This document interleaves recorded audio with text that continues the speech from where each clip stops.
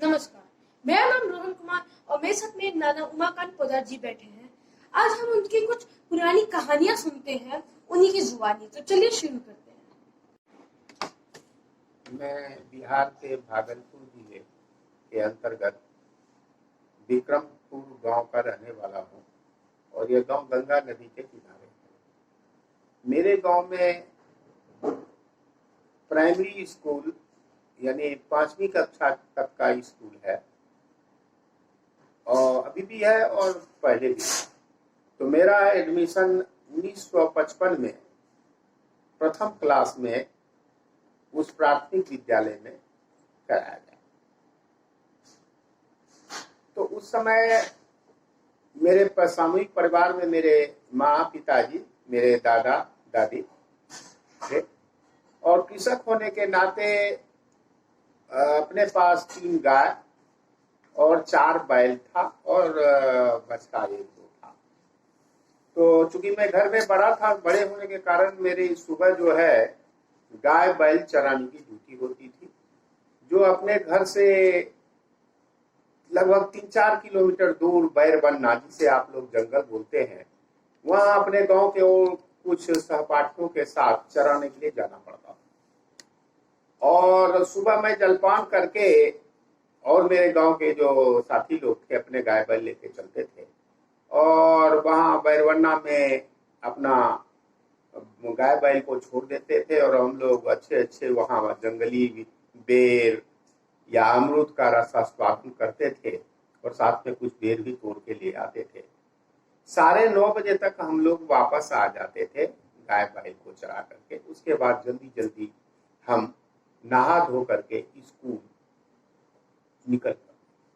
उस समय स्कूल जो होता था पक्का फर्श नहीं होता था। स्कूल की छत तो पक्का था, परंतु जो फर्श था वो मिट्टी के ही फर्श होते थे। उन लोग उस समय बच्चे लोगों को अपने घर से, जिसे दिल्ली में यहाँ टाट बोलते हैं, वहां हम लोग बोड़ा बोलते हैं, यानी जूट का जो बोड़ा होता है, बैग होता है जिसमें गेहूं रखा जाता है।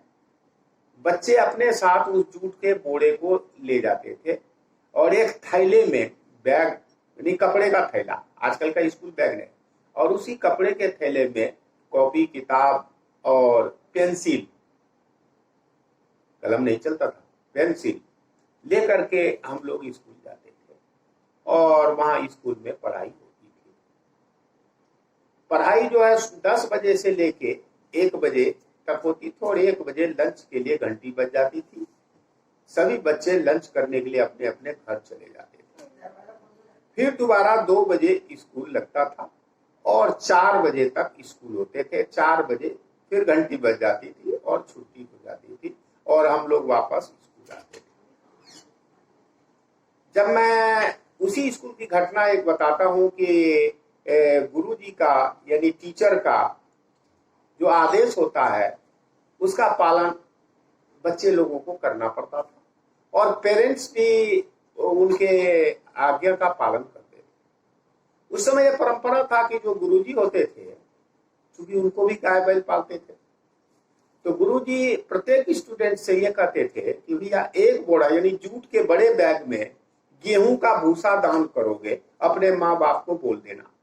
और जो बच्चा गेहूं का भूसा दान करते थे उस बच्चे को अपने सिर पर गेहूं का भूसा यानी बड़े बोरे में उठा करके, सिर पर उठा के गुरुजी के साथ साथ उनके जो गांव थे, लगभग 4-5 किलोमीटर गांव पड़ता था, गुरुजी साथ साथ चलते थे और पीछे पीछे वो लेके। और मुझे भी इस प्रकार के कार्य 5-6 बार करने पड़े। गेहूं का भूसा अपने सिर पर उठा करके गुरुजी के पीछे पीछे उनके गांव तक छोड़ आता था, फिर अकेले फिर वापस आ जाता था। कहने का मतलब यह है कि उस समय गुरु शिष्य परंपरा ये था कि जो गुरु का आज्ञा होता था उस आज्ञा का हम लोग पालन करते थे और पेरेंट्स जो होते थे वो भी दान देते थे, यानी गुरु की आज्ञा का पालन पेरेंट्स भी करते थे। तो उस समय की जो शिक्षा होती थी भेदभाव पूर्ण नहीं होती थी। अमीर हो गरीब हो सभी के साथ एक जैसा गुरुजी यानी टीचर व्यवहार करते थे। दूसरी घटना मैं ये बता रहा हूँ कि उस समय एक्सपोजर बच्चे लोगों को इतना नहीं था। उस समय मैं 8वीं क्लास में सर्वोदय उच्च विद्यालय बिहपुर में पढ़ता था। तो मेरे जो प्रधानाचार्य थे, क्योंकि मैं पढ़ने में तीव्र था, तो गुरुजी ने एक बार मुझे कहा कि ऐसा है कि ये 4-5 पत्र हैं लिफाफे में, इस पत्र को ढोल में डाला। अब मैं न तो कभी डाकघर गया था, ना डाकघर देखा था, और ना ढोल देखा था। अब वहां जो लेटर बॉक्स को आम भाषा में ढोल बोला जाता है, और वो ढोल जो है वहां थाना बिहपुर जंक्शन है, रेलवे स्टेशन, वहां पर ढोल लगा हुआ होता है। कहने का मतलब लेटर बॉक्स वहां एक लगा हुआ होता है। उस समय भी था, परंतु मुझे कोई एक्सपोजर नहीं था, मुझे पता ही नहीं था कि लेटर बॉक्स को ढोल कहा जाता, ना मुझे लेटर बॉक्स पता था। तो मैं उनके लेटर को लेकर के स्टेशन के प्लेटफॉर्म के अंदर घुस गया। प्लेटफॉर्म के दोनों ओर देखता रहा, कहीं मुझे ढोल दिखाई नहीं दिया।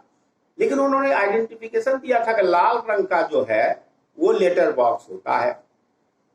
मुझे दूर से 3 जो है लाल रंग का बाल्टी जैसा दिखाई दिया, जिसमें सैंड भरे थे।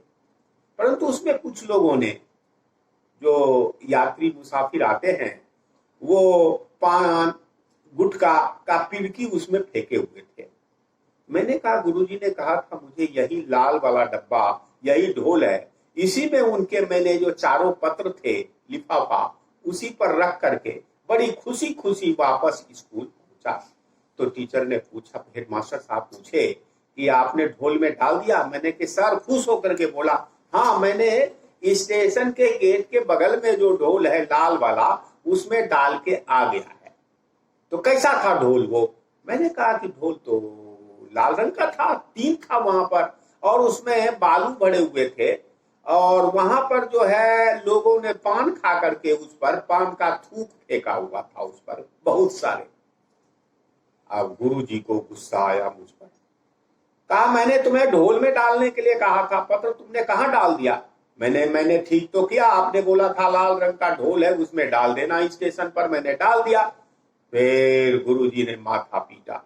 फिर उन्होंने मेरे साथ जो है 2 लड़के को और भेजा मेरे साथ, जरा देख के आओ कहां पर डाला है इसने। मेरे साथ वो दोनों बच्चे आए, मैं खुशी खुशी बता दिया, यह है लेटर ढोल, और इसी पर तो मैं डाला हूं, देखो ये रखा हुआ है। तो उस पर इतने देर में मुसाफिर लोग आए होंगे, उन लोगों ने भी अपने उसको पीक दान पर, यानी उस ढोल पर अपना पान और गुटखे का थूक फेंका हुआ था।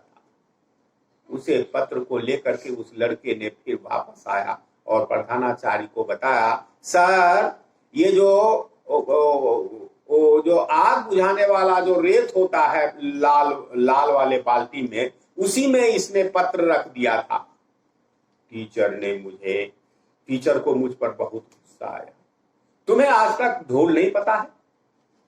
उन्होंने फिर दूसरे लड़के जो रेलवे में जिनके पिताजी काम करते थे, उनको बोला कि लेटर बॉक्स में ये पत्र को डाल के आना, इसको भी साथ ले जाओ।